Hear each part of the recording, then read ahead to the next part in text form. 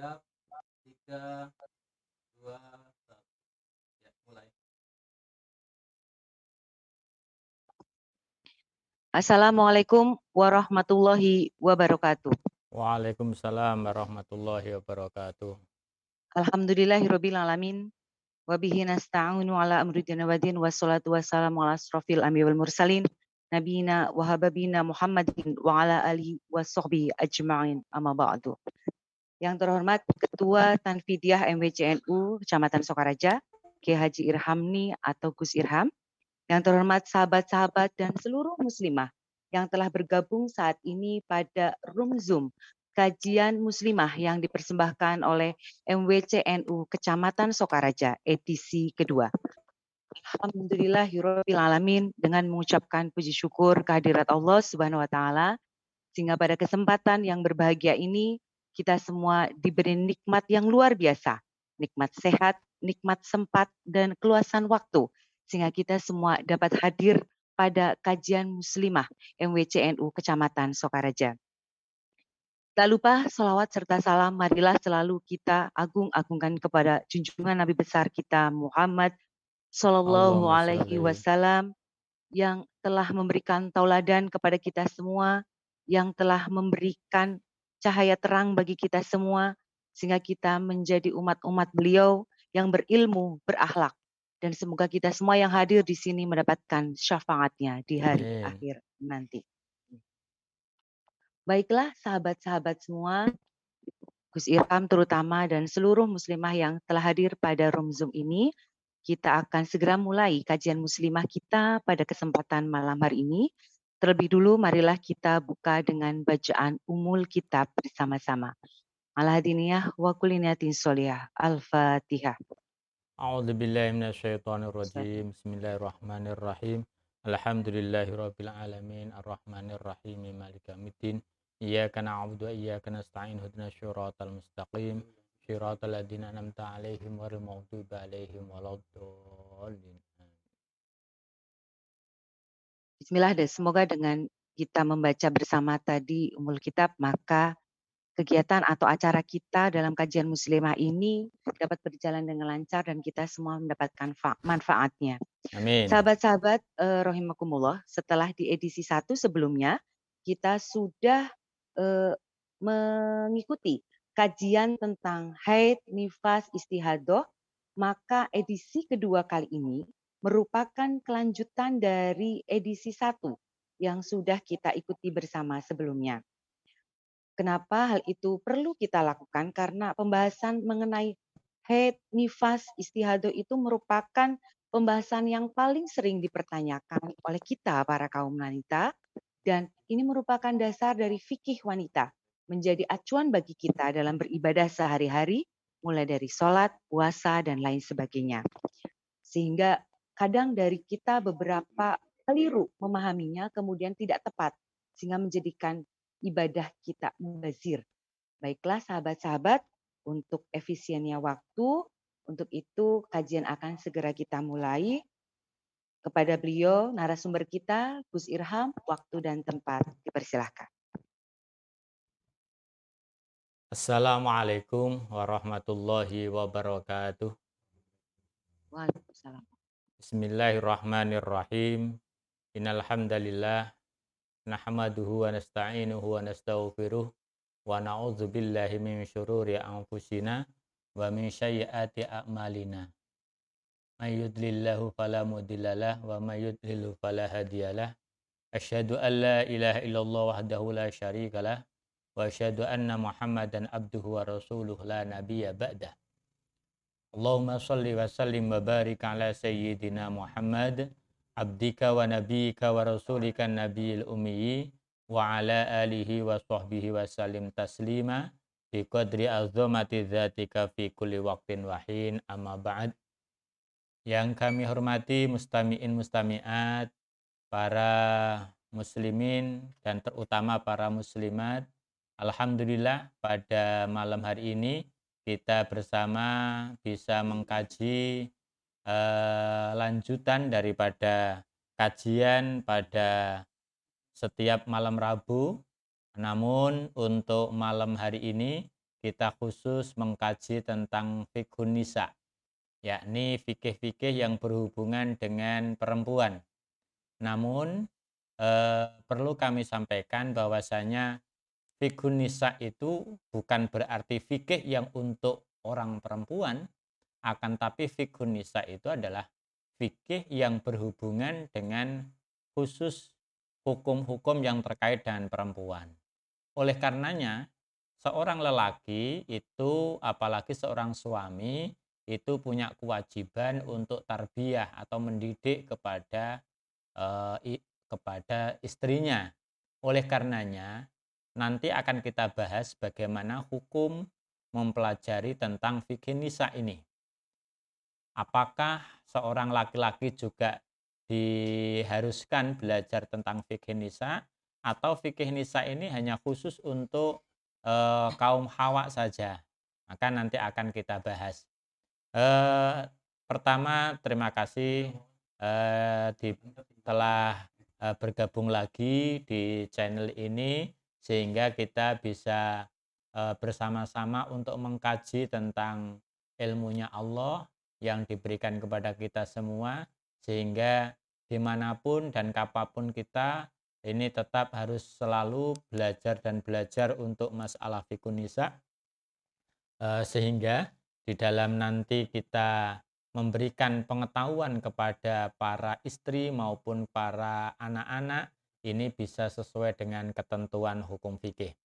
Mustami'in mustami'at yang kami hormati, kami banggakan, marilah kita mulai kajian fikih nisa ini. Ini adalah kelanjutan dari kemarin. Kalau pertemuan yang bulan yang lalu, ini kita membahas tentang hal-hal yang berkaitan dengan apa-apa yang diharamkan atau yang dilarang ketika orang dalam keadaan hadas besar. Maka pertemuan kali ini khusus kita membahas tentang haid atau darah-darah yang keluar dari seorang perempuan. Oke, kita buka slide yang pertama, yang mana di dalam Al-Quran itu disampaikan bahwasanya a'udzubillahi minasyaitonirrajim wa yas'alunaka 'anil mahid qul huwa adam fa'tazilun nisaa fil mahid wala taqrabuhunna hatta yadhurn fa idza tatahharna fa'tuhunna min haitsu amarakumullah innallaha yuhibbut tawwabina wa yuhibbul mutatahhirin. Quran surat Al-Baqarah ayat 222. Ini khusus untuk menjelaskan tentang haid, dan mereka menanyakan wayas alunaka, kalau pesantren wayas alunaka lan podo tekon ing sira anil mahidi saking masalah haid. Ini yang dihitopi adalah Rasul. Rasul pun itu diajar oleh Allah, "Hei Muhammad, kalau nanti ada orang perempuan kok tanya kepadamu tentang haid, maka apa? Qul huwa adza." Katakanlah, haid itu adalah adza, kotor. Fa'tazilun nisa fil mahid, maka jauhilah istri-istrimu di saat istrimu itu pada saat haid. Ini.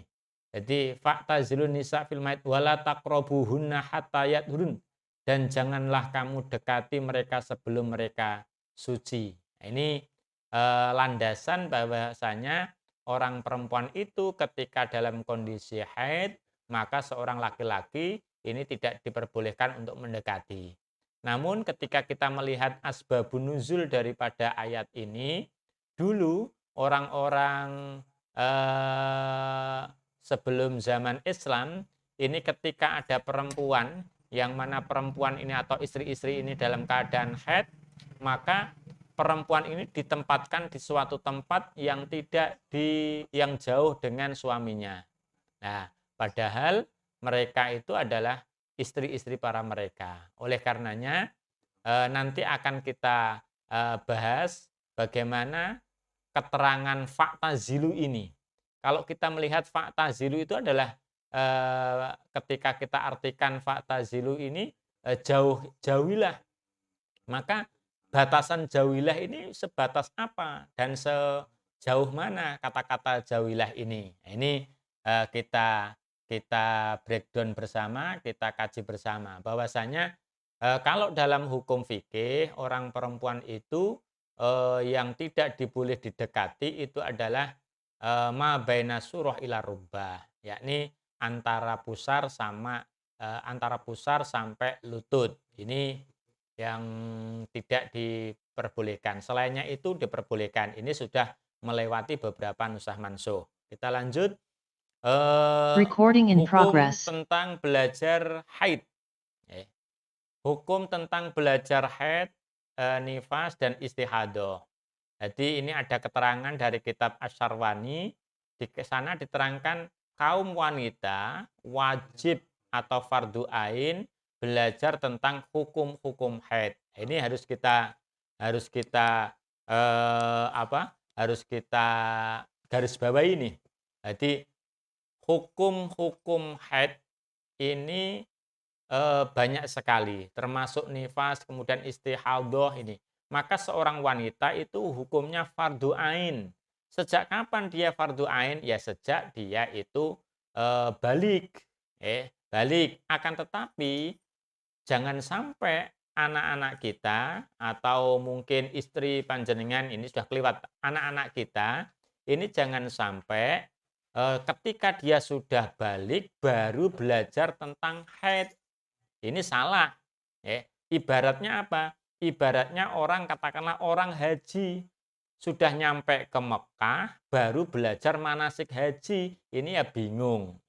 Orang sholat sudah takbiratul ihram, baru belajar Fatihah. Ini salah. Maka apa? Sebelum masuk pada waktunya, maka anak-anak kita, mungkin yang punya anak perempuan, ini wajib untuk memberikan pelajaran tentang haid. Jangan sampai mohon maaf, haid itu bukan aib.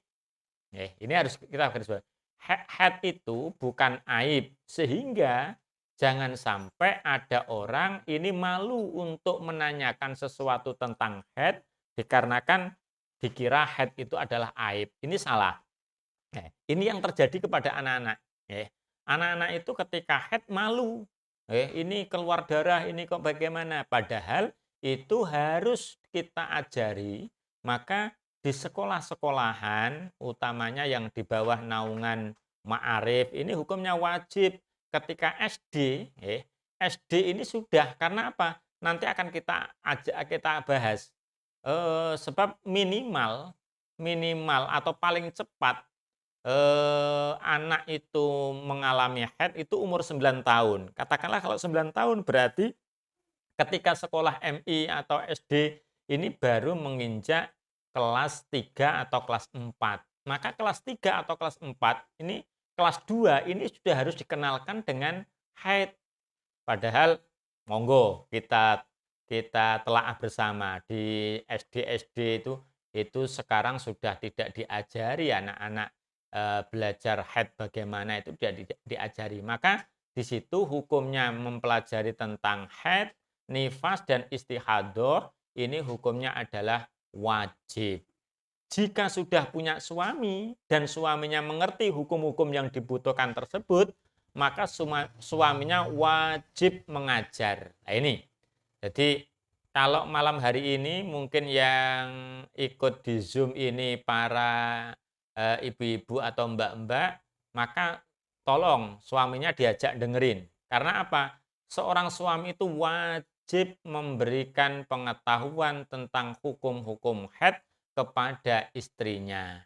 Bahkan kalau istrinya ini tidak mampu untuk mengajarkan tentang hukum haid dan lain sebagainya, maka seorang suami wajib memberikan izin kepada istrinya untuk keluar rumah belajar kepada orang yang ahli untuk mengetahui tentang seluk-beluk masalah tentang haid. Ini wajib hukumnya, wajib. Maka orang laki-laki ketika tidak mengajari istrinya tentang masalah haid, maka yang berdosa pertama kali ketika ada perempuan yang salah di dalam menafsiri haid, memahami haid, ini yang pertama kali salah adalah seorang suaminya. Maka kalau di dalam Al-Baqarah itu kan sudah diketahui qala ya adamuskun anta wa zaujukal jannata wa kula minha ragadan haitsu syi'tuma wa la taqraba hadhihi sajarata fatakuna minadh dhalimin. Ini bisa kita artikan qala. Qala ini Allah. Allah itu berkata, qala ya Adam, he Adam, uskun. Kamu itu diam. Itu. Nah, padahal di situ itu yang dikhitabi Allah itu dua orang, Adam dengan Hawa. Nah, sedangkan yang diperintah untuk berdiam itu hanya Adam, walaupun toh yang maksudnya itu adalah Adam dan Hawa. Akan tetapi Adam yang memerintah Allah, sedangkan Hawa itu Allah memerintah kepada Adam dan Hawa, bojomu, perintahan. Nah, ini menunjukkan bahwasanya apa? Kalau orang perempuan itu adalah tanggung jawab daripada seorang laki-laki. Bahkan Allah pun tidak langsung memerintahkan, tapi Allah itu hanya memerintahkan ke Adam supaya memerintah kepada istrinya. Lanjut. Nah, ini kemudian kita kaji tentang darah, tentang darah yang keluar dari kemaluan atau farji seorang perempuan. Itu bisa kita lihat bahwasanya darah yang keluar dari seorang perempuan itu yang pertama adalah darah haid. Darah haid. Apa pengertian daripada darah haid? Jadi nanti ada darah haid, ada darah nifas, ada darah istihadah. Untuk darah haid itu adalah damun jibillatun yakhruju min aqsa rahmil mar'ah ala sabili siha fi auqatin mahsusatin. Darah yang keluar dari farji setelah umur 9 tahun dalam keadaan sehat pada waktu yang ditentukan dan tidak setelah melahirkan. Nah, ini ada keterangan tambahan. Jadi kita kupas. Yang pertama adalah darah yang keluar dari farji seorang perempuan. Itu ketika nanti haid. Untuk nifas adalah darah yang keluar dari farji perempuan disebabkan setelah melahirkan. Jadi ada perbedaan. Kalau memang nanti haid itu tidak ada kata-kata setelah melahirkan, akan tapi kalau nifas itu disebabkan setelah melahirkan. Tapi perlu digarisbawahi, walaupun toh belum sampai kita bahas sampai di situ, akan tapi kita harus pahami bersama bahwasanya setelah melahirkan ini tidak serta-merta orang itu langsung mengeluarkan darah nifas. Ada namanya darah wiladah. Darah wiladah itu adalah darah yang keluar setelah orang itu melahirkan, sebelum nifas. Nah, ini biasanya nggak diteliti nih kalau bapak-bapak atau mas-mas nggak bisa meneliti. Sebab apa? Ngopeni bayi nih. Jadi nggak ngopeni darah, ini darah yang mana dan sebagainya. Ini. Jadi itu darah nifas, itu adalah darah yang keluar dari farji perempuan disebabkan setelah melahirkan. Kemudian yang ketiga adalah darah istihadah. Darah istihadah itu adalah damun fasadun yahruju fi ghairi auqatin mahsusatin. Darah rusak atau penyakit yang keluar bukan pada waktu yang ditentukan. Nah, nanti akan kita kupas satu persatu. Kita akan kupas damun yang pertama tadi. Damun jibillatun yahruju min aqsarahil mar'ah ala sabili sihah fi auqatin mahsusatin. Yakni darah haid. Darah haid itu adalah satu peraturannya min aqsa rahmil mar'ah. Keluarnya darah ini adalah dari rahimnya seorang perempuan. Maka kalau ada darah yang keluarnya bukan dari farji atau rahim yang dalam, itu farji seorang perempuan, maka itu bukan dikatakan darah haid. Contoh nih, contoh ketika bukan kubulnya yang keluar, tapi duburnya ini mengeluarkan darah, maka itu tidak dikatakan darah haid. Nah, ini harus dipahami bersama. Yang kedua, ala sabili sihah. Syaratnya adalah dia dalam keadaan sehat. Jadi kalau memang ada orang perempuan mengeluarkan darah dan posisi dia itu tidak dalam keadaan sehat atau dia mengeluarkan darahnya ini dalam keadaan sakit, maka bagaimana yang demikian ini? Maka orang yang demikian ini darah yang keluar hukumnya bukan darah haid. Ini harus kita garis bawahi biar nanti tidak salah paham. Kemudian fi auqatin mahsusatin, di waktu-waktu yang khusus. Ya. Dalam arti apa? Kalau memang ada orang satu darahnya ini keluarnya juga betul dari rahim, dari farji, dari kemaluan. Kemudian dia dalam keadaan sehat, tapi keluarnya darah ini tidak di dalam waktu yang sudah ditentukan untuk waktu-waktu khusus. Maka apa? Ini nanti tidak dikatakan darah haid. Darah haid ini tidak dikatakan demikian. Lanjut, ini pengertian. Pengertian. Maka sekarang kita lihat tentang umur haid. Tadi kan ada keterangan bahwasanya umur 9 tahun. Nah, 9 tahun ini nanti kita akan kupas nih. Sosok niki salah paham. Umur haid, seorang wanita mungkin melakukan haid jika sudah berumur 9 tahun dalam kurun kira-kira. Karena kalau dalam kitab-kitab fikih itu takriban. Takriban. Kenapa takriban? Ini tidak, orang itu tidak tahu persis. Tidak tahu persis bagaimana, kapan, ini tidak tahu persis. Maka bahasanya adalah takriban, yakni tidak harus sudah sempurna 9 tahun, tetapi boleh kurang, asal kurangnya tidak sampai 16 hari. Jadi, keluar, mohon maaf keliru ya, keluar mengeluarkan darah, sudah termasuk darah haid. Jadi, dalam arti ketika itu kok keluar sudah mengeluarkan darah, maka dikatakan darah haid. Nah, dikatakan darah haid tersebut nanti juga ada aturan. Sekarang kita bahas tentang umur. Umur. Jadi umurnya seorang wanita yang haid itu adalah 9 tahun. Ini paling muda. Paling muda. Berarti kalau 8 tahun keluar darah seperti tadi ciri-cirinya. Dalam arti ya dari farji, kemudian juga tidak karena sakit dan sebagainya. Bagaimana? Kalau umurnya belum ada 9 tahun, tetap tidak dikatakan darahnya itu adalah darah haid. Nah, sekarang begini. 9 tahun itu kita lihat di catatan, di bawah ini, catatan ini. Tahun yang digunakan untuk mengukur haid maupun balik, jadi mohon maaf ya, laki-laki maupun perempuan itu kan alamat baliknya itu ada yang menggunakan umur. Ada yang menggunakan umur. Yakni apa? Kalau laki-laki itu ketika umur 15 tahun. Maka ketika umur 15 tahun, entah dia itu sudah mengeluarkan sperma atau belum, maka sudah kena hukum balik. Kalau perempuan kok sudah berumur 9 tahun, haid, maka balik. Kalau belum haid, maka 15 tahun. Tetap sama. Laki-laki perempuan itu sama. Kalau tidak haid atau tidak mengeluarkan sperma, maka batasannya sama, yakni 15 tahun. 15 tahun ini sudah kesepakatan. Akan tetapi, kita itu, ini kelemahan kita, ini tidak pernah menulis lahirnya kita pakai hijriyah atau komariah. Karena yang tertulis kita itu adalah pakai Masehi.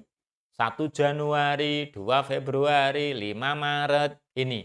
Dan sampai saat ini saya juga belum pernah nih ada ngundang ulang tahun pakai tahun hijriyah, ini belum pernah pakai Masehi. Padahal mohon maaf, untuk ukuran batas 15 tahun itu tidak menggunakan kalender Masehi, akan tapi menggunakan kalender hijriyah. Nah, sedangkan kita harus ngerti hijriyahnya ini kapan lahirnya kita. Maka mumpung sekarang itu ada teknologi untuk bisa mengetahui kita itu lahirnya kapan. Nah, ini bisa dilihat. Nah, kenapa demikian? Coba ini kita teliti secara jeli nih kata-kata ini. Tahun yang digunakan untuk mengukur haid maupun balik ini adalah tahun Qamariyah atau tahun Hijriyah, bukan Masehi. Rumusnya tadi kan 9 tahun. 9 tahun itu sudah dikatakan ketika ada anak 9 tahun kemudian mengeluarkan darah, darahnya itu sesuai dengan kriteria haid, maka dikatakan haid. Ini 9 tahun ini adalah 9 tahun Hijriyah. Padahal 9 tahun Hijriyah itu ketika kita kita hitung dengan kalender Masehi itu belum umur 9 tahun. 8 tahun, lebih 8 bulan, lebih 23 hari, 19 jam, 12 menit. Nah ini ketika kita hitung, bayangkan, contoh nih, panjenengan semua punya anak. Nah, punya anak, kemudian anaknya ini mengeluarkan darah. Dan sumber darahnya tadi, seperti yang tadi. Lah, panjenengan punya pikiran, wong anakku urung ulang tahun yang ke-9, berarti kudu haid. Sebab jereke haid kuwi minimal umur 9 tahun. Iki tembe umur 9 tahun kurang sebulan. Katakanlah seperti itu. Lah, padahal panjenengan ini pakai ukuran-ukuran Masehi. Karena ngitungnya ulang tahun pakai Masehi. Sedangkan setelah diteliti, ternyata ini sudah melewati 9 tahun kalau dihitung pakai Hijriah. Nah, yang demikian ini harus hati-hati. Itu kalau kita lihat berarti kan 9 tahunnya itu masih kurang berapa itu? Kan masih 8 bulan, berarti masih kurang 3 bulan 6 hari. Jadi 3 bulan 6 hari. Jadi ada anak umur 9 tahun kurang 3 bulan. Ini kok mengeluarkan darah seperti ciri-ciri tadi, ini sudah dikatakan haid. Sudah dikatakan haid. Ini. Lah, sekarang yang kedua, 15 tahun itu pakai hitungan Hijriah. Ini kalau kita hitung pakai Masehi, ternyata 15 tahun itu adalah 14 tahun, 6 bulan, 19 hari, 9 jam. Berarti begini, Mbak, Mas yang mungkin di Mustami'in Mustami'at. Kenapa ini saya sampaikan? Kenapa ini saya sampaikan? Mohon maaf. Kita itu kalau punya anak menjelang umur 15 tahun, minimal anak kita itu kita syahadatkan terlebih dahulu. Sebelum anak ini masuk kepada balik. Karena apa? Itu yang pertama adalah syahadat, yang kedua adalah kita latih dengan raditu billahi robba wa bil islami dina wa bi Muhammadin nabiyya wa rasulah. Ini anak, anak ketika akan menginjak umur 15 tahun, kita panggil nih. Kita panggil, kemudian kita dudukkan, kita omongin, nah kamu sebentar lagi sudah balik. Kalau kamu sudah balik, maka baik dan buruk itu sudah menjadi catatan kamu sendiri. Bapak sudah tidak menanggung tentang hal tersebut. Kamu harus sudah wajib untuk melakukan perintah agama. Ayo dimulai dengan kata-kata raditu billahi robba wa bil islami dina wa bi Muhammadin nabiyya wa rasulah. Nah, ini ketika kita itu memakai tanggal Masehi, ternyata apa? Ketika kita katakanlah, nak, besok kamu akan ulang tahun nih, 15 tahun. Ini berarti kamu sudah akan balik. Itu Anda itu mengatakan kepada anak Anda, besok kamu akan balik. Ini ternyata sudah balik. Karena apa? Pakai Hijriah itu, anak baru berusia 14 tahun 6 bulan, berarti masih kurang 5 bulan, itu anak sudah balik. Bayangkan ini. Lah kalau anak itu pahamnya, loh aku urung diomongi bapakku, ibuku, nah aku kan urung balik ngenteni kok 15 tahun, isih dolanan dan sebagainya. Maka apa? Bayangkan ini, 5 bulan dia tidak sholat dan sebagainya, itu sudah kena dosa. Dan itu dampaknya juga orang tuanya nggak ngomongi. Ini, maka apa? Ini harus perlu diperhatikan betul. Syukur yang belum punya, yang anaknya belum lahir atau anaknya yang baru lahir ditulis kelahiran hijriahnya. Biar nanti mudah untuk memahami kapan itu. Nah, ini masalah tanggal. Jadi maksudnya apa? Begini, Mbak Mas. Jadi umpama ada orang, ini katakanlah umur 9 tahunnya yang hijriah ini, umur 9 tahunnya ini pas 1 Muharram. Ini kita pakai tahun hijriah ya. 1 Muharram. Ini dia nanti pas umur 9 tahun. Kemudian tanggal setelah Dzulhijjah berbodo besar, kemudian dia istirahat, tanggal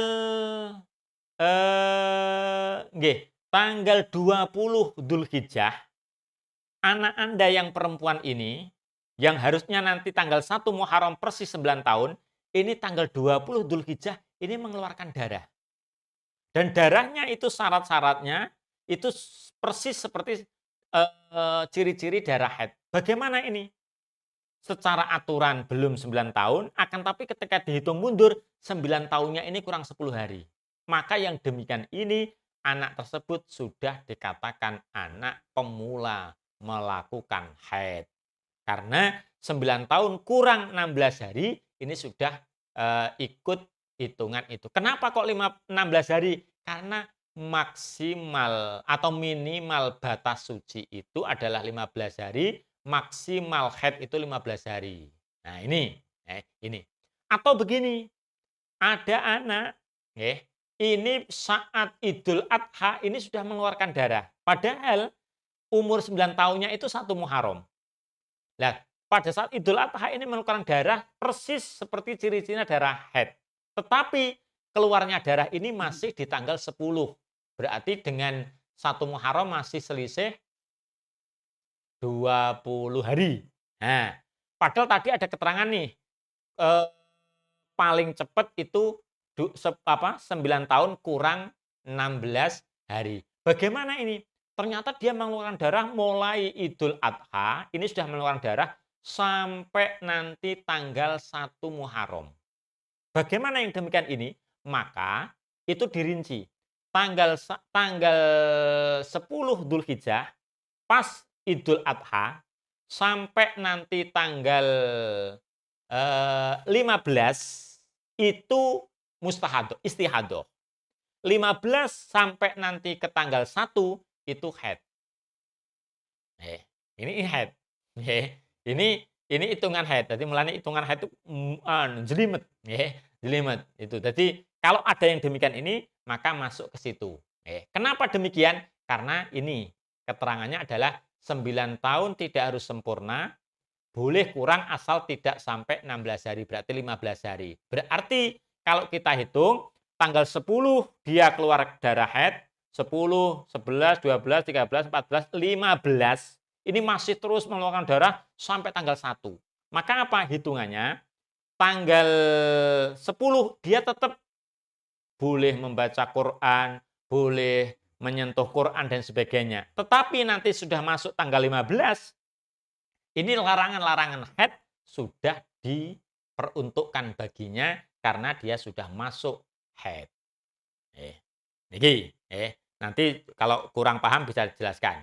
Kemudian darah haid darah yang keluar di usia 9 tahun ini ada beberapa syarat. 1, dikatakan darah itu tidak kurang dari 24 jam ini. Belum.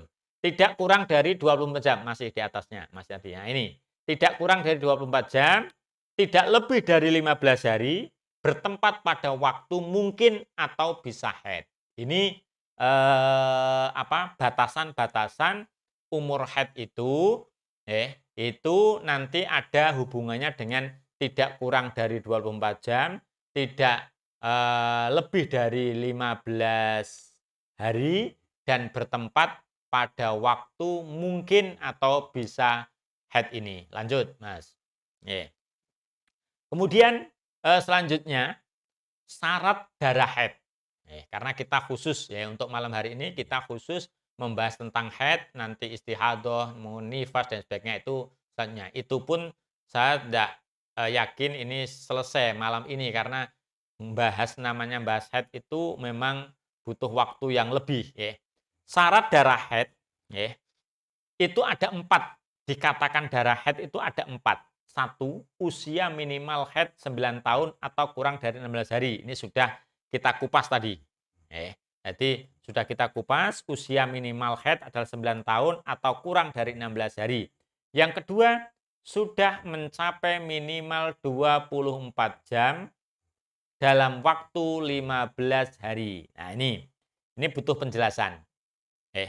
Keluarnya darah itu nanti ada minimal, ada adah itu yang terbiasa, ada maksimal atau aksolnya.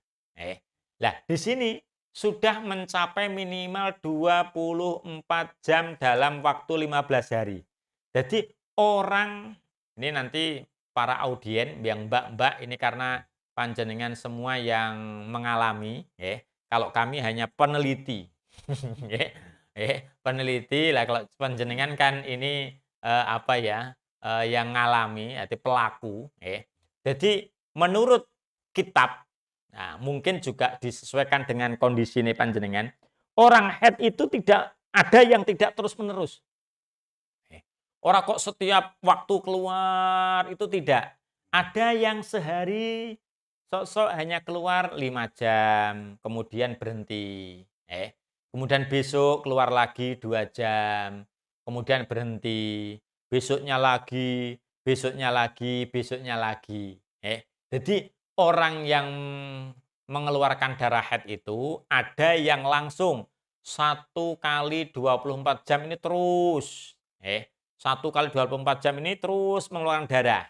Nah, maka bagaimana yang demikian ini? Otomatis dia sudah dikatakan haid karena minimal haid itu adalah 24 jam dalam kurun waktu 15 hari. Atau yang tadi saya sampaikan, atau nanti keluarnya darah itu tidak langsung, tidak langsung. Nanti akan kita bahas satu persatu. Tapi yang jelas ini sudah mencapai minimal 24 jam. Yang ketiga, tidak melebihi 15 hari. Tidak melebihi 15 hari. Maksudnya apa? Kalau ada orang yang mengeluarkan darah melebihi dari 15 hari, maka ini tidak semua dikatakan darah haid. Tidak semua dikatakan darah haid. Tidak semua. Akan tapi nanti ada yang dikatakan darah haid, ada yang dikatakan nanti darah istihadoh. Ini ada keterangan lain. Cuma ini yang menjadi salah paham. Salah paham. Jadi contoh nih, ini orang yang demikian ini, yang mengeluarkan darah lebih dari 15 atau tidak teratur, ini sekarang karena rata-rata orang perempuan itu pakai KB. Nah, ketika KB itu otomatis nanti darah itu tidak teratur. Tidak teratur, yang biasanya 7 hari, 6 hari, ini bisa berubah. Nah, ketika nanti tidak teratur, ini perlu dilihat.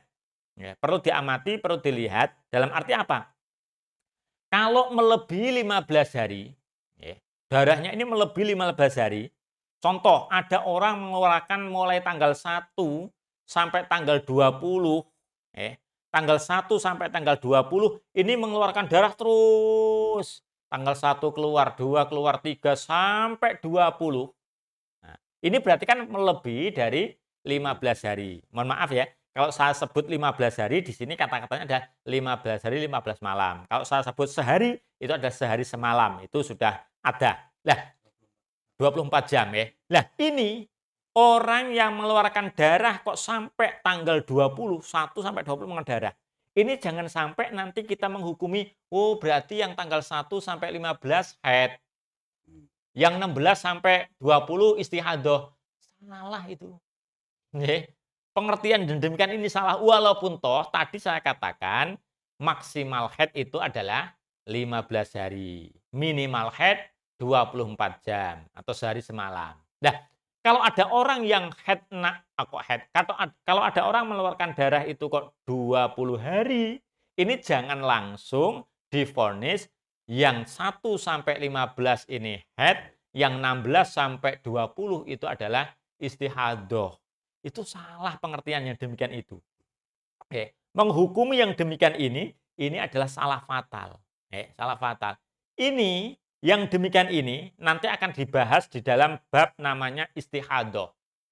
Akan tapi saya cuplik sekilas untuk menjadi pengertian kita bersama.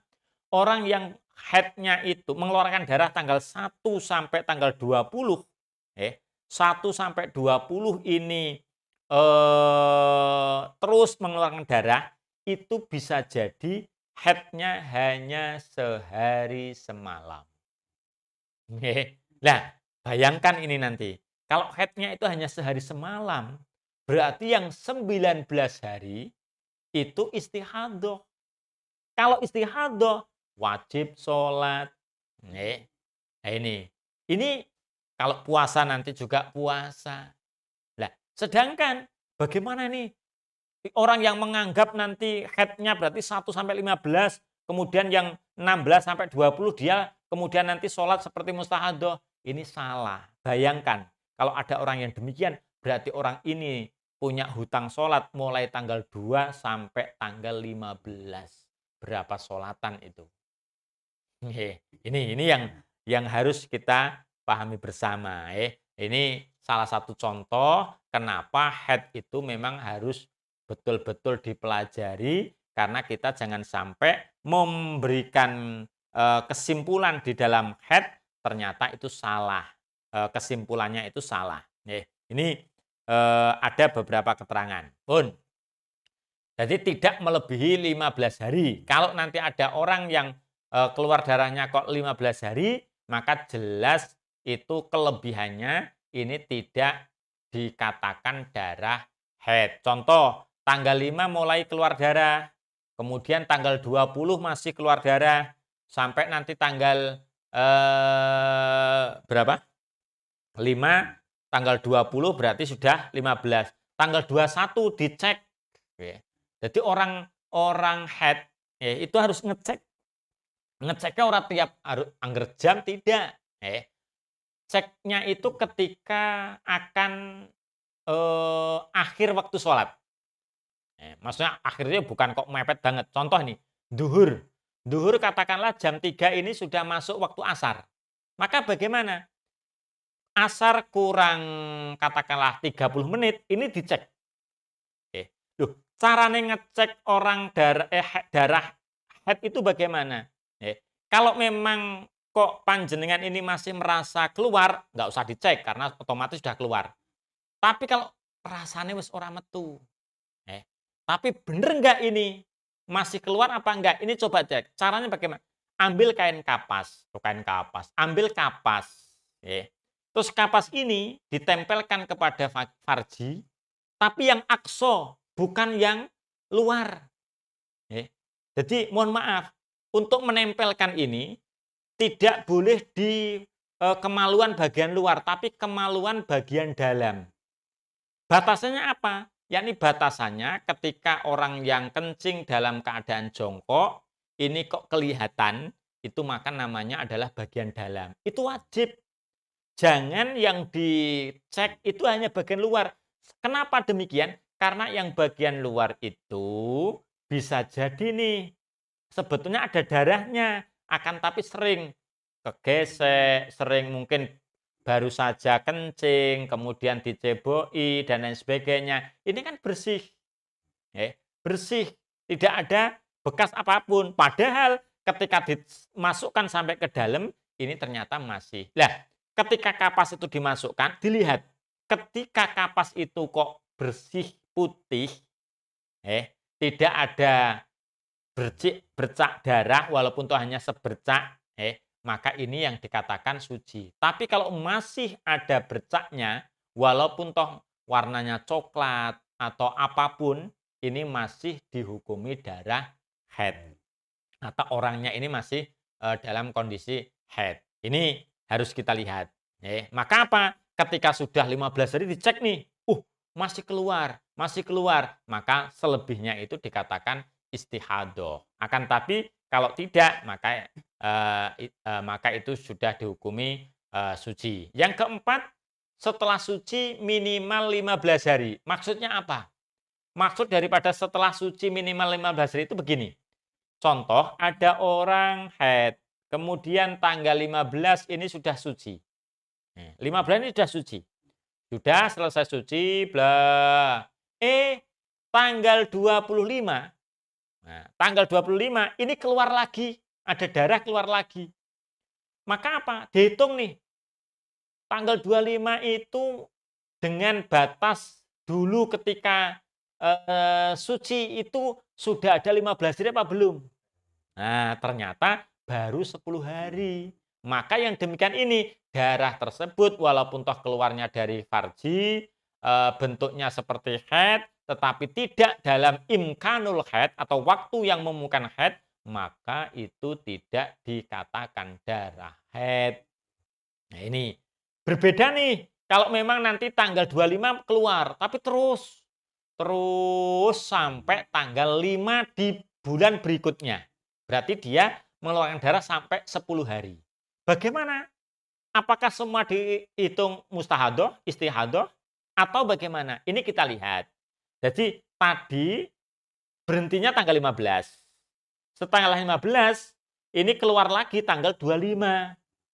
Maka belum dikatakan darah haid karena belum ada 15. Harusnya batasan minimal adalah tanggal 30 karena 15 terakhir, tanggal 30 terakhir.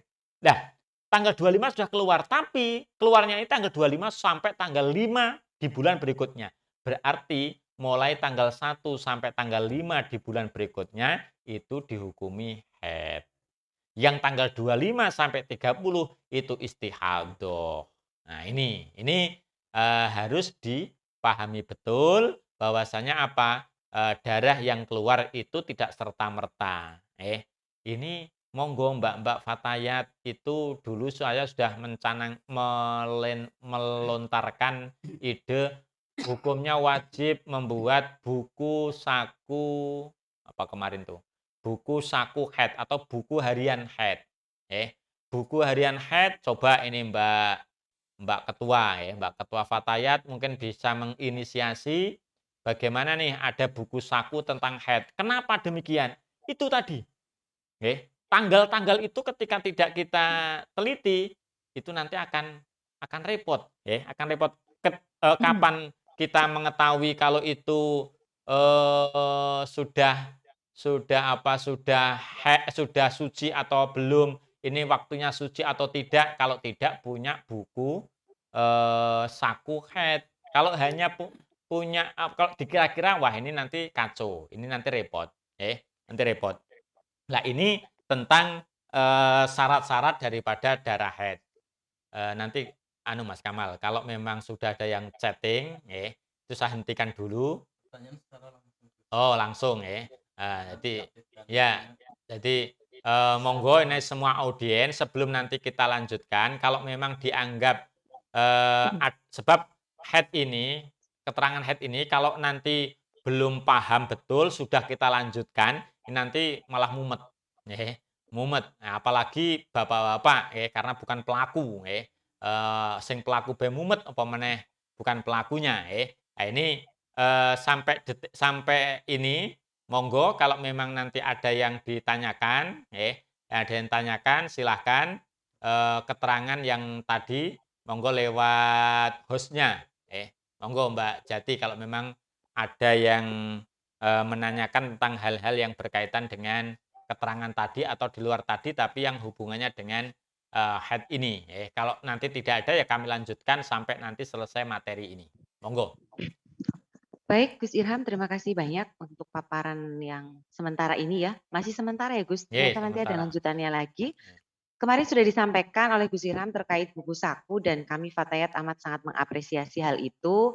Akan tetapi ini kelihatannya ada sahabat dari PC Fatayat NU Banyumas, sahabat Runa Nafisah juga sudah bersedia. Kita dari PC Fatayat NU tinggal minta dicontohkan nanti format buku sakunya seperti apa biar bisa ditindaklanjuti dari Fatayat NU cabang Banyumas. Karena kalau kita meraba-raba nanti takutnya jadi keliru Gus, seperti itu. Untuk pertanyaan berikutnya belum ada kelihatannya di kolom chat. Silakan sahabat yang ingin bertanya bisa melambaikan tangan atau bisa menyalakan mikrofonnya untuk penjelasan sementara tentang haid ini. Silakan. Nyalakan kamera saja.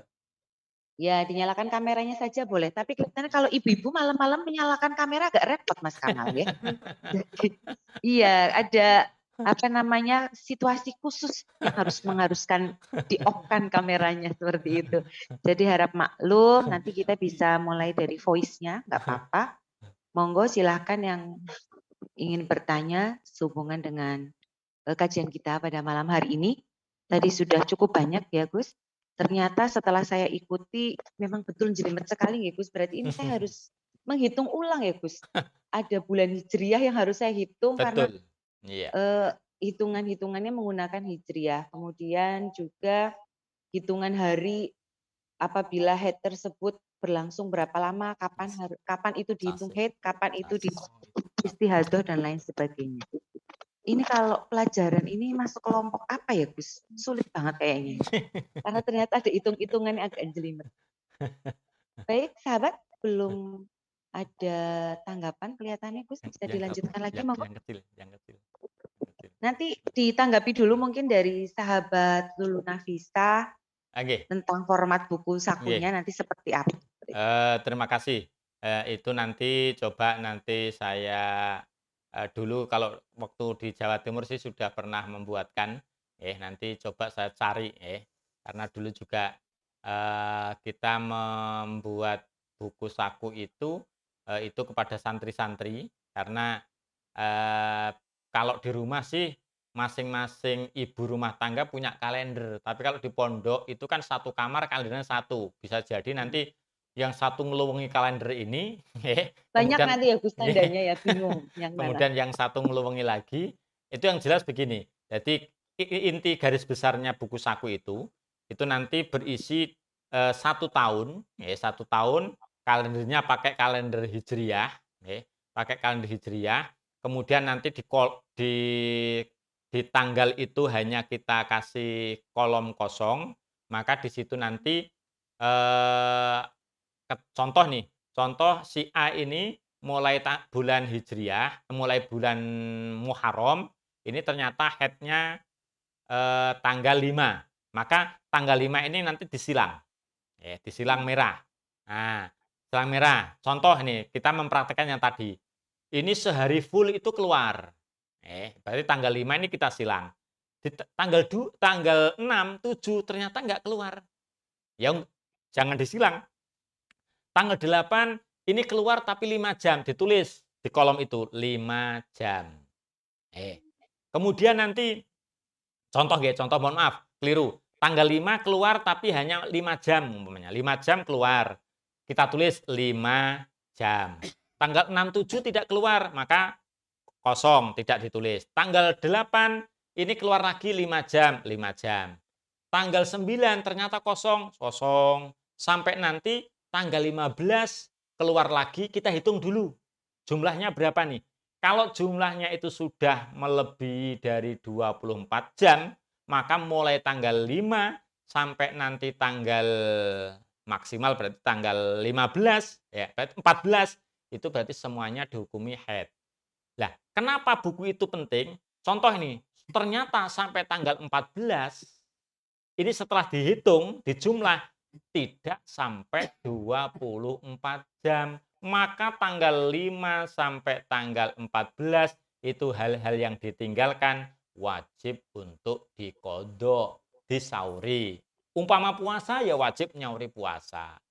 Umpama sholat ya itu sholat. Belum nanti bagaimana nih prakteknya sholat wudhunya praktek itu kan ada aturan-aturan sendiri. Nah ini hal-hal yang berkaitan dengan buku saku tadi.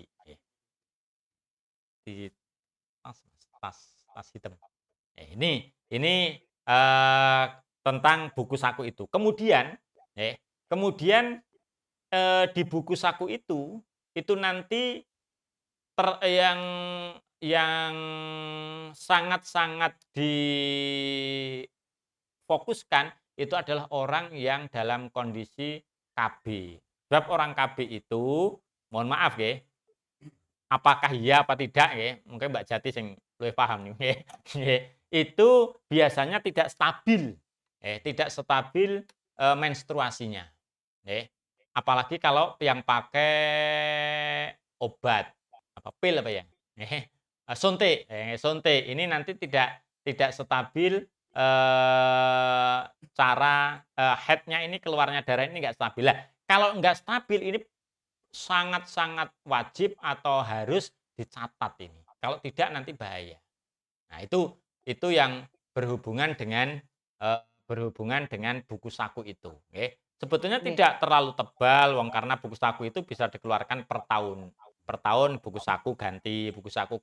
Nah, itu insya Allah bisa nanti. Itu. Mungkin itu Mbak Jati. Nggih. Gus, kelihatan sudah ada pertanyaan tapi di Monggo. kolom chat nggih, nggih. Monggo. Untuk pertanyaan pertama kita lihat di sini. Kelihatannya ini tadi sudah kita bahas Nggih. dari santri Kediri. Assalamualaikum, Sugeng Dalu Gus, nyuwun pirsa untuk haid yang diatur atau disebabkan karena pil KB atau alat kontrasepsi. Hmm. Tadi kelihatan sudah dijelaskan, Nggih. tapi biar lebih jelas maning, Nggih. maaf Gus, lebih jelas lagi, mohon maaf. Ini soalnya lagi ngecat tadi Gus. Yang berikutnya hampir sama sih Gus Ya, pertanyaannya. ya. Assalamualaikum, angel kok jadi pusing takut mikir hutang gitu katanya. Padahal karena usia dan pengaruh alat kontrasepsi KB haidnya sudah beda dengan waktu kita gadis. Bahkan darahnya sudah tidak mengalir seperti saat usia remaja. Kadang hanya flek saja, itu bagaimana? Berarti hampir mirip Gus pertanyaan 2 ini tadi. Ya, ya.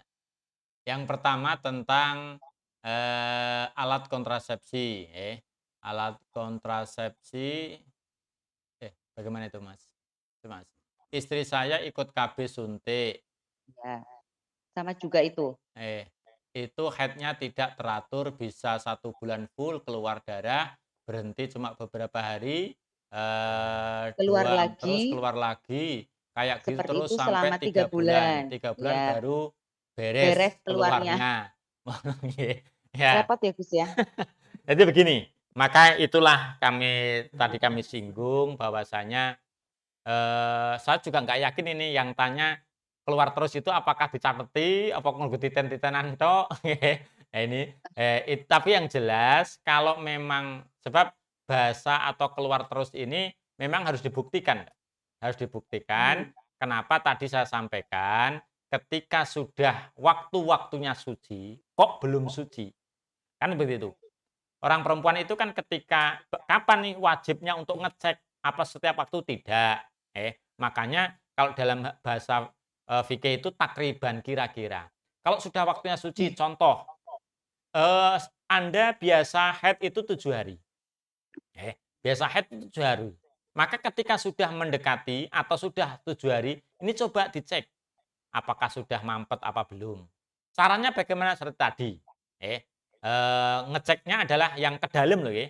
Jangan ngecek yang keluar, yang di bagian luar. Kalau bagian luar itu seperti yang saya sampaikan bisa jadi itu sebetulnya ada bekas darah tapi karena karena mungkin tergesek atau cebok dan sebagainya maka kelihatannya bersih. Nah ini perlu diteliti. Lah untuk kasus yang setiap sebulan itu hampir dikatakan keluar darah lagi, maka itu berlaku darah istihadah. Lah, kalau darah istihadah itu nanti rinciannya memang agak ribet karena yang namanya mustahadah itu ada 7 kelompok minimal. Ada yang mutahayyirah, ada yang ghairu mutahayyirah, ada yang nanti mubtadi'ah, ada yang mubtadi'ah ghairu mumayyizah, ada yang mumayyizah. Banyak sekali. Banyak sekali. Maka ini hanya saya jawab sekilas, tapi kalau nanti lebih rincinya itu nanti diteliti dulu. Jadi begini, kalau memang betul biasanya itu hanya 10 hari, kemudian ikut KB, kemudian menjadi sebulan keluar darah terus, bagaimana? Itu berlaku istihadah. Oh ya. Nah, terus istihadahnya yang dihukumi haid bagaimana? Maksimal. Berarti maksimalnya haid adalah 15 hari. Nah, setelah 15 hari itu baru nanti kena hukum istihadah. Nah, setelah kena hukum istihadah, nanti sholatnya ya dengan cara istihadah. Maksudnya dengan cara sholatnya orang yang dalam keadaan istihadah dan lain sebagainya. Itu sama. Jadi keluar darah itu entah sebab obat atau apapun, itu sama. Asalkan itu bukan penyakit. Karena itu di waktu-waktu mungkin untuk haid. Berbeda ketika nanti itu di waktu-waktu yang tidak mungkin untuk haid, itu memang ada perbedaan. Ada perbedaan. Itu seperti itu, Mbak. Jadi Kemudian, ini bagi yang kurang lancar atau mungkin karena disebabkan alat kontrasepsi, wajib hukumnya untuk memiliki buku saku tadi ya Gus, supaya hitungannya itu tidak keliru betul, begitu. betul, Tidak supaya mengetahui kapan mulai haid, Haid, kapan kapan harus berhenti dan berhenti, kapan kapan mulai dia lagi. istihadah, ini harus diketahui betul ini. Nggih. Kemudian ini ada pertanyaan lagi Gus, Nggih. kelihatannya tadi ketutup chat dari sahabat Lulu lagi, yaitu untuk hitungan 15 hari, Ya. jika dikonversi ke waktu sholat, ada berapa waktu sholat? Kemudian hal itu untuk menjaga ini supaya hitungan jam tepat yang suci pas 15 harinya, seperti itu.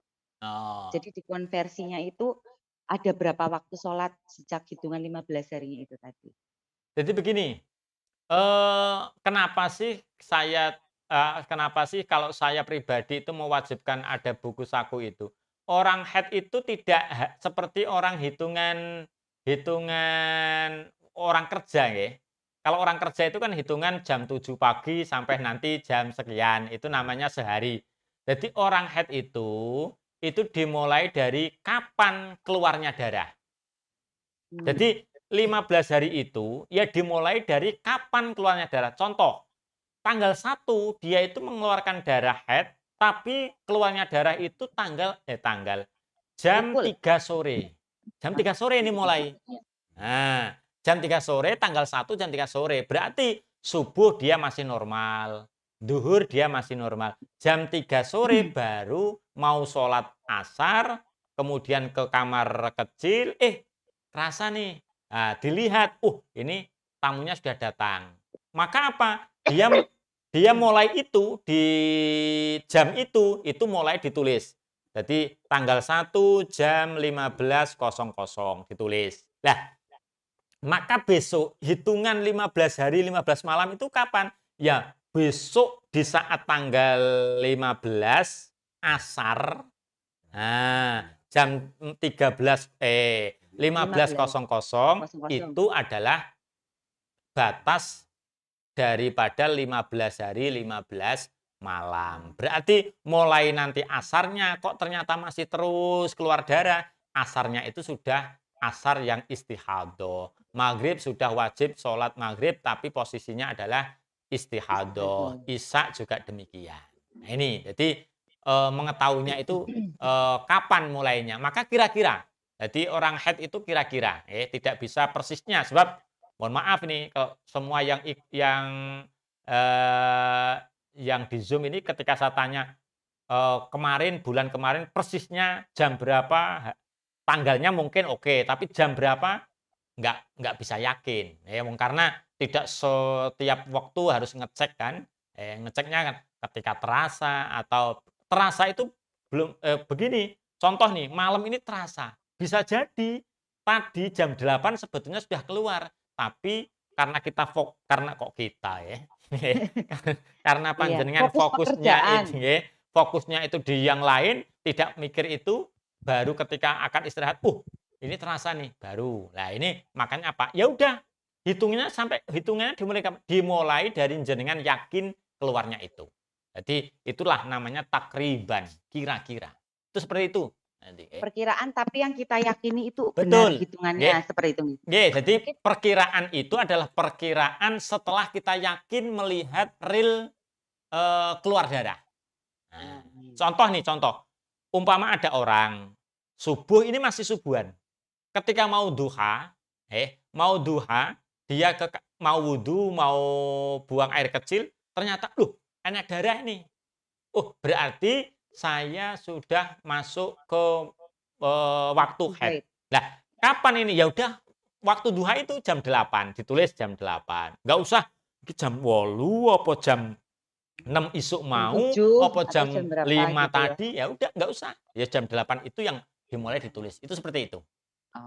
Mungkin sebelum ada buku saku, kalender kita boleh ya Gus dicoret-coret gitu. Nah, gitu. Kan oke kalender, Mbok. Punya kalender sendiri, iya betul. Kemudian ini ada pertanyaan lagi, ini dari sahabat Nurjanah, izin bertanya, kalau haid tiap bulannya kurang lebih 9 hari, tapi misalnya di hari ke-5, 6, 7 itu bersih, di hari ke-8, 9 kotor lagi. Yang ditanyakan adalah di hari ke-5, 6, 7 itu hukumnya bagaimana? Mau melakukan ibadah khawatir masih terhitung haid, tapi jika tidak ibadah itu ternyata sudah istihadoh Nggih, begitu loh, nggih. Gus. Oke. Jadi Mhm. ada jeda antara Ya. 9 hari itu harusnya full 1, 2, 3, 4, 5, 6, 7, 8, 9. Tapi di tanggal 5, 6, 7 berhenti. Nanti di tanggal 8 dan 9 kotor lagi. Lah Ya. itu tengah-tengahnya yang 3 hari ini kok dihukuminin apa? Nah, nggih. Jadi begini, ada namanya, darah itu itisol, ada infisol, oke. Itisol itu nyambung. Jadi setiap hari keluar darah, setiap hari keluar darah ini namanya itisol. Ada yang infisol, tetapi baik yang nyambung maupun yang, putus-putus ini masih dalam lingkup 15 hari. Hmm. Jadi yang kita bedakan itu, kalau masih dalam lingkup 15 hari, walaupun toh putus-putus atau infisol, walaupun toh putus-putus, ini ketika masih dalam lingkup 15 hari, maka semuanya dihukumi darah haid. Nah ini, berbeda ketika nanti sudah melebihi dari 15 hari, maka sisanya itu dihukumi darah istihadoh. Istihadoh. Nah, sekarang kasusnya begini nih, ada orang mengeluarkan darah, tapi ada jeda, ada jeda Ya. nih, ada jeda tanggal 5, 6, 7 keluar dan jumlahnya sudah melebihi 24 jam. Kemudian dia bersih, bersih dan di hari 89 Keluar lagi. keluar lagi.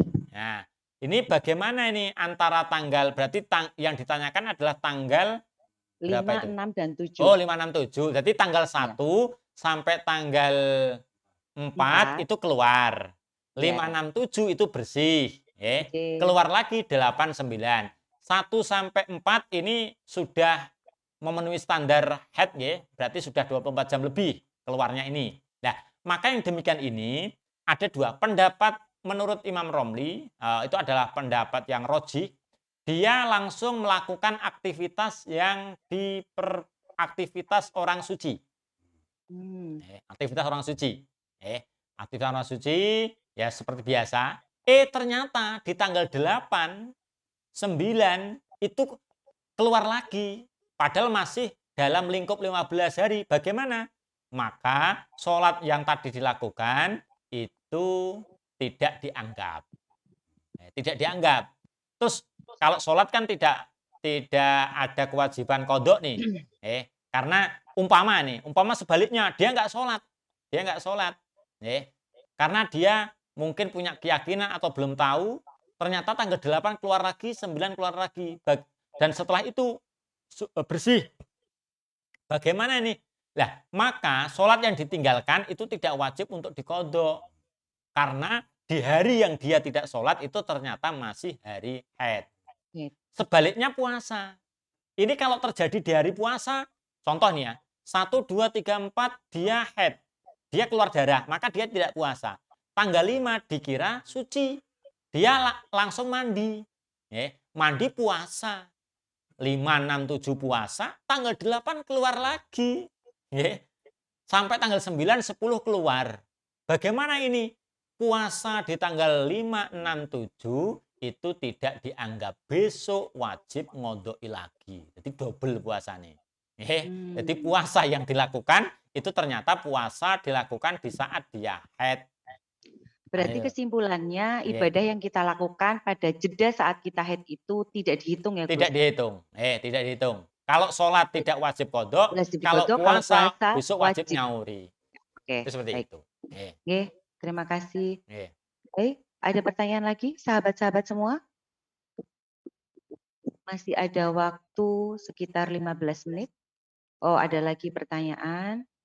Maaf di luar tema, ini masih dari santri Kediri. Jauh ya Gus ya, sampai Kediri kita. Mana jauh ngomong inyong. Nanti diketawain ya Gus ya. Tapi itu adalah ciri-ciri kita Gus. Pertanyaannya adalah, jika karena efek KB, siklus haid jadi tidak menentu. Apakah KB itu boleh? Nah ini kelihatannya di luar tema. Betul. Terima kasih. Kalau boleh tidak jenis KB semacam itu jika itu menjadikan siklus haid itu tidak menentu. Terima kasih. Sekarang itu orang haji itu, sebelum kita bicara itu, orang haji itu malah disarankan untuk minum pil penunda haid. Minum pil penunda haid. Kenapa kok minum pil penunda haid? Karena kesempatan ibadah haji itu tidak semudah ibadah-ibadah sholat. Bayangkan ketika dia harus tawaf ifadah. Tawaf ifadah itu kan wajib suci. Nah, sedangkan orang yang haid tidak bisa tawaf ifadah. Nah, dia harus ikut rombongan. Rombongannya sudah harus pindah ke Madinah. Dia masih di Mekah, kan bingung. Nah ini, maka apa? Diperbolehkan majelis ulama, keputusan Basul Masail, itu diperbolehkan orang yang demikian. Nah sekarang hubungannya dengan KB. Jadi begini ya, KB itu sebetulnya tidak berhubungan langsung dengan hukum agama dalam hal ini adalah haid. Itu adalah dampak daripada KB, itu menimbulkan siklus daripada haid itu tidak teratur. Akan tetapi sebelum ada KB pun, ini kan hanya contoh nih. Jadi hanya kasus, salah satu kasus yang menyebabkan siklusnya itu tidak menentu, itu salah satu faktor adalah KB. Tapi ada orang yang tidak KB, itu pun siklus haidnya tidak menentu. Mungkin karena stres, mungkin karena banyak pikiran. Ini nanti juga mempengaruhi, mempengaruhi tentang haid ini. Nah, bagaimana nih hukumnya KB? Otomatis KB itu sudah menjadi konsensus atau kesepakatan ulama bahwasanya kalau niatnya KB itu bukan ingkitoul hamil atau memutus hamil itu boleh. Tetapi kalau memutus hamil itu yang dilarang. Dalam arti apa? Orang yang seharusnya masih layak untuk hamil, kemudian jalur kehamilnya ini diputus total, ini hukumnya haram. Haram. Akan tapi hanya kalau KB itu mengatur jarak kelahiran, mengatur bukan memutus. Kalau memutus itu setelah itu sudah tidak bisa nih. Tetapi kalau mengatur ini pokoknya wis karep ki duwe anak neh, enggak usah. Nah, ini kan berarti bisa mengatur. Ini hukumnya diperbolehkan. Bahkan kalau memang pengaturannya ini untuk kemaslahatan anak, itu bisa ikut hukum wajib. Karena malayatimul wajib ila bihi ya fahuwa wajibun. Sesuatu itu kalau hal itu menjadikan perkara itu wajib, maka juga nanti kena hukum wajib juga. Nah, ini jadi hukum KB-nya itu bagaimana? Boleh.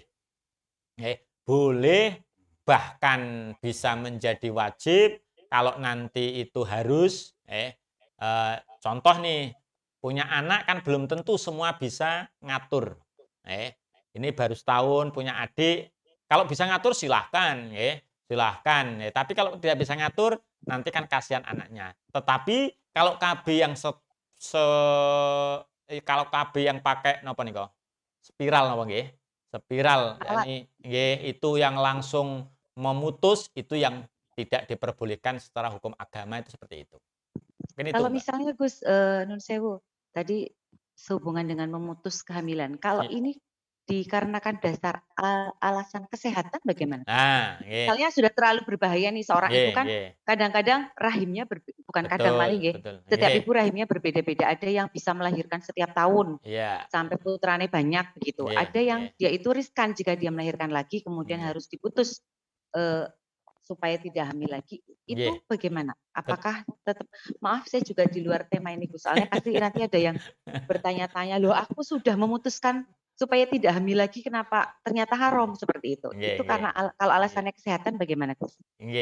Jadi menjaga nyawa yang sudah nyata itu didahulukan daripada menjaga nyawa yang belum wujud. Maksudnya begini, ini seorang ibu ini kalau nanti menurut dokter loh jangan menurut istri suaminya. Kalau menurut suaminya itu tergantung selera atau kebutuhan ini nanti Iya, betul, Tapi kalau menurut dokter ini namanya adalah psikoh, ahli yang dapat dipercaya. Kalau menurut ahlinya itu betul, ini nanti kalau kamu melahirkan lagi ini resiko. Resikonya adalah nyawa ibu. Nah, maka yang demikian ini dia harus mengikuti apa yang disarankan oleh dokter tersebut. Nggih, umpama kok ora aku percaya Gusti Allah, ya terserah niku nggih. Tapi ini Nggih. secara hukum syariatnya kita dokter itu punya kedudukan hukum di dalam ketentuan syariah. Nggih. Punya kekuatan hukum. Di beberapa hukum fikih itu nanti ada keterangan menurut ahlinya. Lah ahlinya itu kalau di hal ini ya dokter. Kalau nanti dalam hal pengadilan ya hakim, itu ahlinya. Ahlinya itu kalau orang-orang yang demikian justru itu adalah sesuatu yang wajib. Anak kan belum tentu. Tetapi kalau ibunya sudah jelas jelas itu hidup. Atau bahkan ketika orang itu di rumah sakit kan sok-sok ada nih akan melahirkan disuruh memilih. Ini ibu mau memilih, ini harus salah satu yang diselamatkan. Ibu atau janin. Biasanya kan ada seperti itu, ya. Yaitu ya tergantung. Monggo sing arep diselametne ibune napa bayine nggih. Nek bapakne wis jengkel ya biyunge bae pateni. Astagfirullahaladzim. Ya Allah, semoga kita dijauhkan dari suami-suami semacam itu, Nggih, Gus. itu. Tapi kalau anaknya, ya biasanya anaknya yang dikorbankan karena itu belum lebih masih rawan. Itu seperti itu. Nggih, pertanyaan berikutnya, Gus. Ini dari tidak ada namanya kelihatannya. Nggih. Jika dalam keadaan haid terus menyimak semaan Al-Qur'an di dalam masjid itu boleh atau tidak? Nggih. Bukan di serambinya, tapi di dalam masjidnya. Itu bagaimana Nggih. hukumnya? Nggih. Jadi kalau di dalam muharramatul mahid, perkara yang diharamkan bagi orang yang haid itu salah satunya adalah ada kata muksu. Muksu itu berdiam. Berdiam di masjid itu memang tidak boleh. Tetapi kalau hanya lewat murur itu ada perbedaan antara murur dengan muksu. Kalau muksu itu berhenti, berdiam, tapi kalau murur itu lewat. Kedua-duanya awalnya kan tidak diperbolehkan. Baik muksu maupun murur. Baik di masjid maupun bekas masjid. Tetap nggak boleh. Nggak boleh.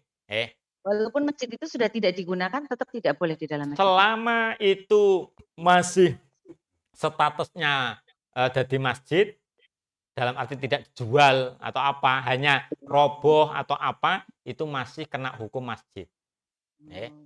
Karena apa? Iktikaf di situ masih diperbolehkan. Nah yang demikian ini tidak diperbolehkan. Tetapi kalau untuk yang murur, mohon maaf, yang lewat masjid, ini boleh kalau memang dia tidak khawatir darah itu netes. Kenapa demikian? Ini mohon maaf, ini saya bukan mengkritik ya, melihat pengajian ibu-ibu. Biasanya eman-eman kuatir ngajine nang masjid, sandale iku diwadhe kresek digawa mlebu masjid. Nggih. Sandal bagus, sandal kerpil itu, Gus. Nggih, ya mbah kerpil, mbah jepit nggih. Itu lah padahal mohon maaf padahal ngotori masjid itu enggak boleh. Kalau dalam fikih kan kita sholat pengen idu, kebelet, kepengen banget itu enggak boleh diludahkan di masjid. Diludahkan di saku kita. Jadi kemudian nanti itu. Enggak boleh. Itu karena apa? Ngotori masjid itu enggak boleh. Nah, ini kalau bawa sandal, ya otomatis lah, mohon maaf, jenama sandal ya kotor. Nah ini. Nah, maka apa? Orang haid itu nggak boleh di masjid, khawatir untuk mengotori. Ada yang membantah nih. Loh, sekarang kan sudah ada apa itu? Pembalut, dan sebagainya. Loh, siapa yang bisa menjamin pembalut itu terbebas dari tidak tembus kan seperti itu. Nah, kenapa kalau yang lewat boleh? Kalau yang lewat itu kelihatannya kalau asal pakai pembalut yang benar, insya Allah ya tidak netong kurliwat tok. Tapi kalau berdiam, lama-lama wong namanya orang diam itu kan lama-lama tekanannya darah itu cepat. Nah ini akhirnya nanti akan keluar. Nah itu yang menyebabkan kenapa tidak diperbolehkan berdiam di masjid. Seperti itu, Mbak. Jadi. Ya. Jadi begitu nggih, sahabat ini dari Red Minute, tulisannya Red Minute bahwa besok lagi kalau semaan itu jangan di dalam masjid kan Gus. Iya. Di undak-undakan masjid mungkin lebih aman ya Gus. Sambil jaga nih sandal berarti ini Gus. Sambil HP-an maksudnya. Iya. Seperti itu. Kelihatannya sudah tidak ada pertanyaan lagi. Masih berkenan untuk dilanjut karena tadi kelihatannya PowerPoint-nya belum selesai, Gus. Nggih, Untuk ya. nggih. Terima kasih. Kami lanjutkan. Ini masa keluarnya darah haid. Walaupun toh tadi sudah kami singgung, akan tapi ini biar rinci. Yang pertama, ada minimal, ada normal, ada maksimal. Minimal orang mengeluarkan darah haid itu adalah 24 jam, baik ittisol, terus-menerus, maupun infisol, yakni berpisah-pisah, selama masih dalam waktu 15 hari. Selama masih itu. Kalau nanti kok sudah melewati 15 hari, itu sudah di luar ketentuan. Jadi 24 jam itu jangan dikira orang haid itu langsung jam 7 mulai haid terus sampai besoknya jam 7 lagi, tidak. Ada kalanya jam 7 sampai nanti jam 1 berhenti. Berhentinya tidak hanya sejam, 2 jam, bahkan sampai seharian nanti berhenti lagi. Kembali besok, kembali lagi. Nah, itu semuanya asalkan ketika jumlah itu ada 24 jam, maka itu nanti dihukumi darahnya adalah darah haid sebab sudah masuk ke minimal. Nah, untuk nyambung pertanyaan tadi, ini di hari pertama hanya 5 jam. Kemudian wis mampet, apakah langsung mandi? Tidak, tidak, karena itu namanya masih waktu-waktu mungkin haid. Ditunggu, ditunggu. Ternyata besok keluar lagi 5 jam. Ya ditunggu lagi nih, tunggu lagi sampai ternyata di hari ketiga langsung dijumlah ternyata ada ada 24 jam. Maka tanggal 1 sampai 24 jam itu semuanya dihukumi haid. Nah, cuma ada keterangan ulama begini. Contoh, tanggal 1 ini mengeluarkan 2 jam. Setelah itu berhenti. Berhenti. Terus tanggal 2 ini mengeluarkan 20 jam. Berarti jumlahnya sudah 22, belum 24. Terus hari ketiga ini 3 jam. Berarti 25 jam. Berarti sudah memasuki batas minimal haid atau 24 jam. Maka hitungannya dari mana? Hitungannya itu dari 24 itu. Nah, jadi hitungannya itu ada pendapat ulama, bahkan itu diakui oleh ulama-ulama yang lain. Jadi menghitungnya bukan dari tanggal 1 yang baru keluar itu, tapi dihitungi dari haid itu dari hari ketiga ketika sudah nyampe. Akan tetapi ada ulama yang mengatakan ya dimulai dari tanggal 1, tanggal 1 itu sudah keluar darah haid, tetapi masih muqaddimah haid. Jadi masih uji coba, masih mungkin uji coba atau apa bahasanya. Tapi yang jelas itu. Nah, ini yang minimal. Untuk yang normal itu 6 atau 7 hari. Tapi ya mohon maaf, panjenengan sedaya ini yang lebih paham. Berapa yang adahnya berapa ini ya kurang yang paham panjenengan sedaya ini adahnya berapa itu karena untuk yang mengetahui adah itu adalah panjenengan sedaya panjenengan sedaya itu. Kemudian maksimal maksimal orang yang haid itu adalah 15 hari 15 malam. Baik 15 hari 15 malam itu terus mengeluarkan darah maupun putus-putus. Maksudnya apa? Hari pertama haid, hari kedua mampet, 3 haid, keluar lagi 4, sampai 15 seperti itu. Masuk ke 16 mampet berarti sesuai maksimal. Kok masih terus? Berarti itu bonus. Tapi bonusnya itu bukan bonus dalam artian terus tidak dalam arti tidak ibadah ya, Gus ya. ibadah tidak, tapi nanti ada ketentuan-ketentuan lain. Lanjut, Mas. Itu minimal, normal, dan maksimal. Ini contoh kasus ya. Contoh kasus orang yang haid itu bisa jadi mengeluarkan darah langsung 24 jam dalam sehari semalam. Maka yang demikian ini dihukumi haid. Langsung hari pertama itu sudah dihukumi haid karena sudah 24 jam. Kasus yang kedua, mengeluarkan darah setiap hari 2 jam selama 12 hari. Berarti berapa? Di hari tanggal 12 itu sudah 24 jam karena 2 kali 12. Maka apa?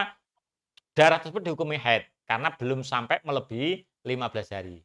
3. Mengeluarkan darah mulai tanggal 1 sampai tanggal 10 setiap hari hanya 2 jam. Berarti jumlahnya 20, ya kan? Tanggal 1 sampai tanggal 10 ini 2 jam, 2 jam, 2 jam. Berarti 20. Setelah itu berhenti. Berhenti sampai hari ke-15 hari ini berhenti. Bagaimana? Tanggal 1 sampai tanggal 10 semuanya dihukumi istihadhah. Maka apa? Sholat yang kadung ditinggalkan ya diqodoi. Diqodoi, wong dikira haid ternyata tidak haid. Ya, kan seperti itu. Ya, ini diqodoi. Saya Gus, itu poin nomor 2 dan 3 kelihatannya sama apa? Kalau tanggal 2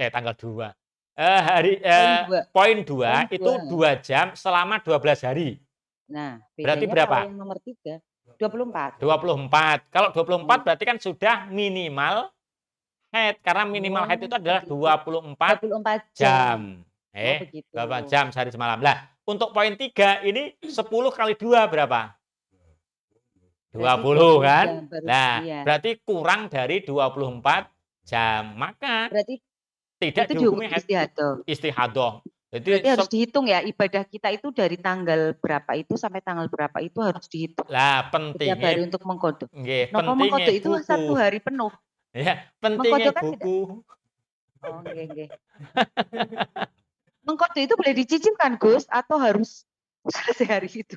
Gimana?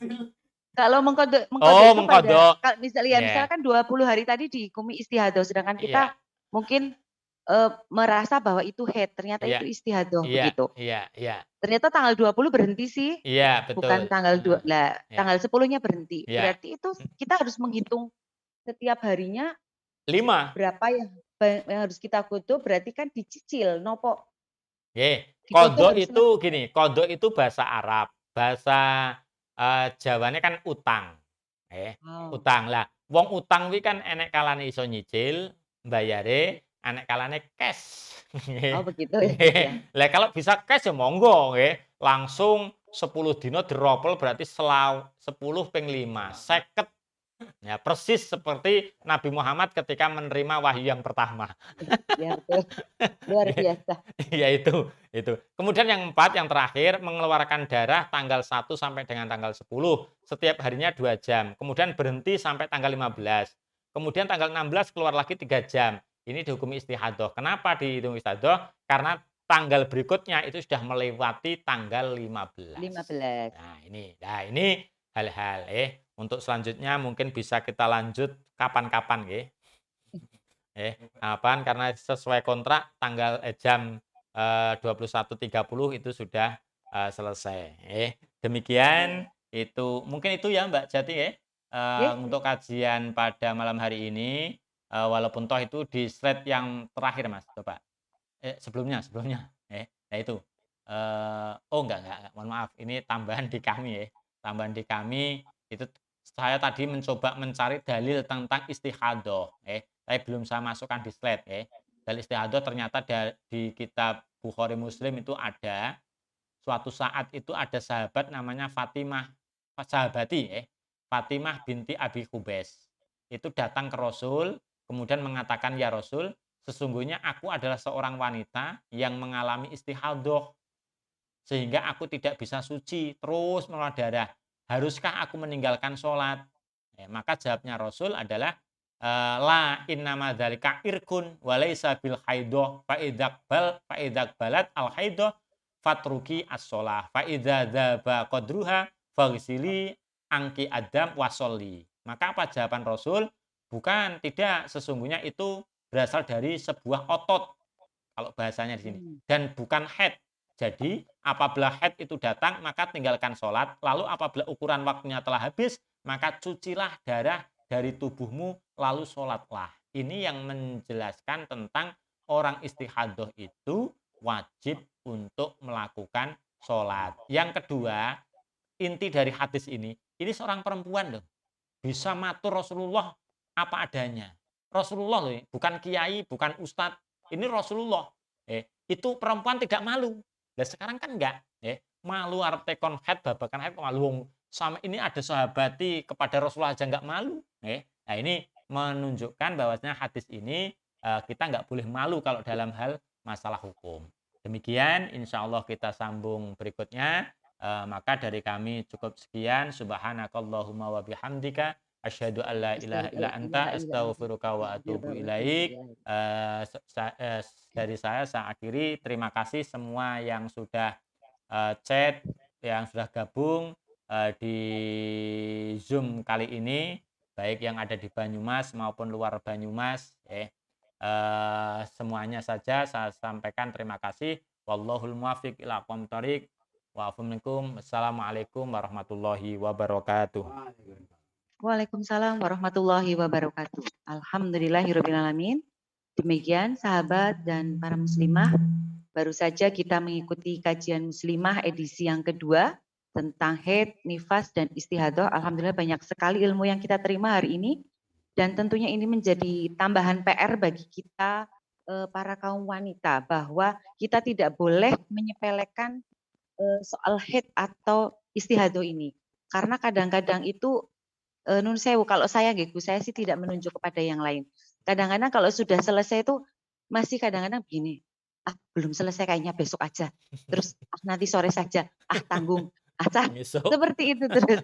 Nah, kelihatan ini harus dirubah mindsetnya ya, karena sekecil apapun ibadah yang kita tinggalkan itu akan menjadi hutang bagi kita semua. Insya Allah kita akan bertemu lagi sahabat pada kajian-kajian kita berikutnya.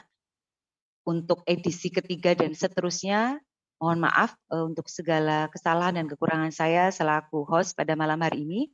Terima kasih banyak kepada Gus Irham dan seluruh sahabat-sahabat dan muslimah yang telah berkenan hadir pada room Zoom kajian muslimah MWCNU Kecamatan Sokaraja edisi kedua. Semoga cita-cita kita untuk segera memiliki buku saku itu ternyata PR sekali ya Gus. Jadi PR kita juga PR-nya Gus Irham. Saya tunggu untuk tindak lanjutnya supaya segera bisa kita laksanakan, bisa kita follow up seperti itu.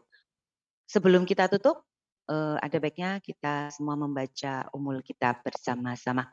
Al-Hadiniyah Al-Fatihah.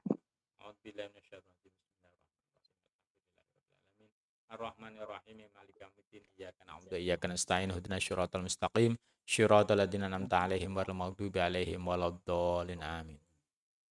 Terima kasih sahabat-sahabat semua. Mohon maaf kepada operator, kelihatannya seperti yang saya sampaikan tadi, ibu-ibu itu agak kesulitan kalau foto bersama, nggih. Tapi seadanya nggak apa-apa, walaupun cuma nama saja. Operator, monggo Mas Kamal bisa dimulai sebelum saya tutup. Dari Basati aja. Ya, screenshot dari Basati. Saya agak ribet nih. Sebentar. Ya. Monggo jenengan aja. Ini baterainya sudah mau habis.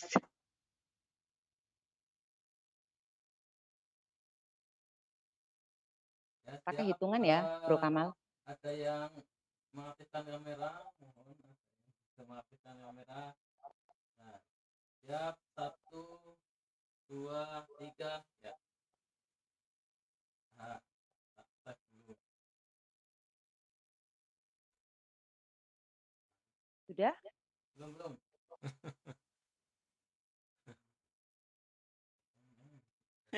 Sudah, Mbak. Sudah semua ya? Ya. Sudah, oke. Terima kasih sekali lagi kepada seluruh sahabatku yang sudah berkenan hadir. Ternyata tidak cuma sahabat Fatayat dan Muslimah, banyak bapak-bapaknya juga. Terima kasih sekali. Alhamdulillah.